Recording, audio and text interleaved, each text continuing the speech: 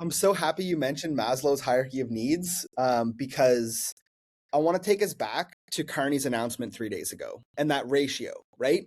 $11 billion on just checks in the mail over 5 years, 6 years, and only 700 million on the actual upstream infrastructure build. Okay. So Maslow's hierarchy of needs says, in order for like the top of the pyramid is self actualization, but you need your shelter met, you need your this, you need your that. Okay. When I was at school studying sustainability, we had a class that really went into this.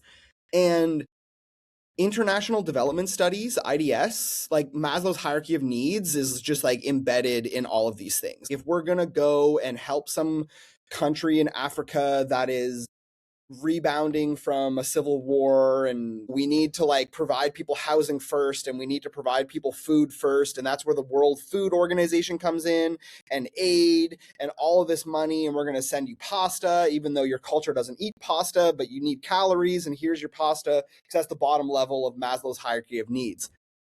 I'd have to dig out the article. I bet you one of my professors, I could email her and ask, but there was this academic who was like, what if we flipped the Maslow's hierarchy of needs upside down?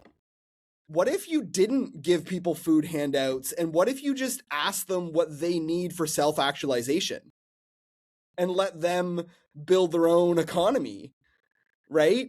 That's what we're talking about here.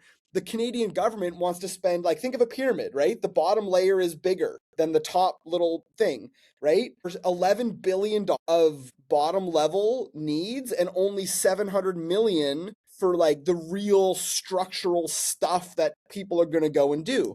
Flip that upside down, man. Like, give the people who are going to do the thing.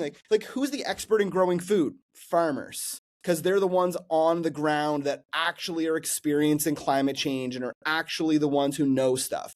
You think some bureaucrat in an office is the person to actually know what we need to spend money on? No, the farmers are. So, like, give more money to the farmers, and not just the large ones, as we were talking about, but the small ones and the medium ones, because they're going to put that money to work better than any bureaucrat can. And that money is going to go directly into local resilience. It's going to go into creating jobs, and it's going to go in creating more local food available at the grocery store, which in the long run, theoretically, will keep the price of food from skyrocketing. And then we don't need to write people checks to go and afford food.